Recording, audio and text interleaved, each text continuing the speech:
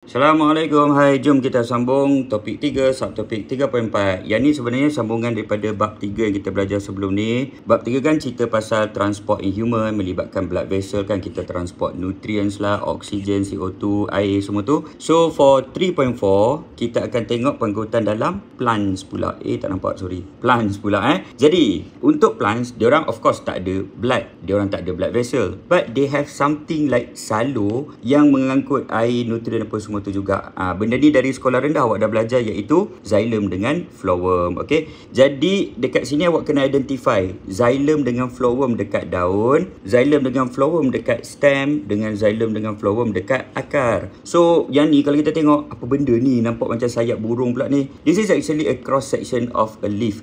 Senangnya saya buka 3D structure lah sekejap. This app saya beli mahal lah, 100 lebih harga dia.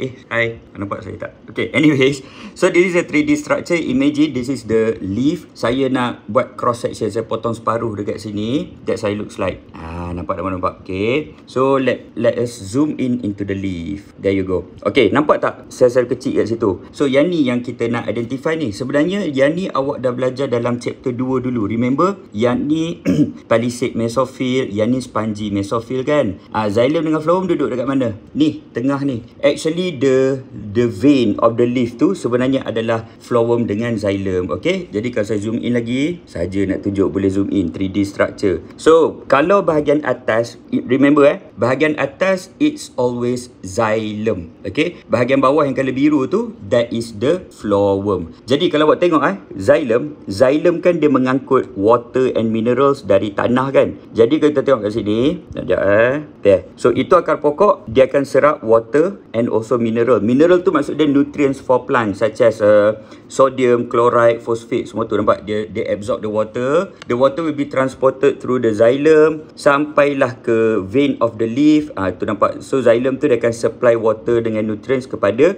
sel. Sel tu guna untuk photosynthesis. Basically they require water for the photosynthesis process. Okay, selepas photosynthesis dia produce glucose kan. So glucose pula, makanan pokok tu akan dibawa oleh phloem yang warna biru tu. So dia bawa the glucose pergi ke other parts of the plant. So that plants tu dia boleh grow. Nampak dia grow, membentuk daun baru apa semualah. So boleh nampak you boleh identify the structure of the phloem dengan xylem. Okay, jom kita isi tempat kosong. Jadi dekat sini the cross section of the leaf. So tadi kan saya cakap apa, bahagian atas it's always xylem, manakala bahagian bawah itu adalah phloem. The functions ada tulis dah dekat sini. So the one yang transport water and minerals is the xylem. The one yang transport sucrose, tadi saya dah mention the product of photosynthesis is glucose. Itu dekat daun. Waktu dia nak masukkan ke dalam xylem, dia kena convert dulu glucose menjadi sucrose. Okay, jadi sucrose is the type of sugar ataupun the type of food that is transported in the phloem. Alright, jadi itu settle, selesai dekat bahagian daun. Now let's move on to the stem pula. Okay, jadi dekat stem macam biasalah, awak kena kenal yang mana satu xylem, yang mana satu phloem. Jadi jom kita tengok apps yang mahal tu. Jom. Okay, so I have the 3D structure of the stem. Okay, alright, jadi imagine ini stem pokok, kita potong separuh, zap begitu. So kita ada yang bahagian dalam. Kalau daun, bahagian atas adalah xylem. Kalau dekat bahagian batang pokok, stem, bahagian dalam adalah xylem. So that xylem. Manakala bahagian luar, tengok kalau biru tu bahagian luar itu adalah phloem. Okay, jadi untuk stem itu saja. Awak kena kenal xylem dengan phloem. Xylem dalam, phloem bahagian luar. So mari kita labelkan dekat sini. Jadi nampak yang color biru. Biru tu bahagian dalam kan. So that's the xylem. Merah bahagian luar, itu adalah phloem. Together. Kita kan bawah tajuk vascular bundle. Vascular refers to the vessel ataupun saluran. Bundle means together. Jadi bundle means together. So xylem dengan phloem kita boleh panggil vascular bundle, or kadang-kadang kita panggil vascular tissue. Tissue tu maksud dia a group of cell. Diorang ni macam sel dalam badan kita, dibina daripada sel. So a a group of cell kita panggil tissue. Okay. Alright, now kita gerak kepada root pula. So root pun sama, kita ada cross section. Awak kena identify mana satu phloem, mana satu xylem. Jom kita tengok.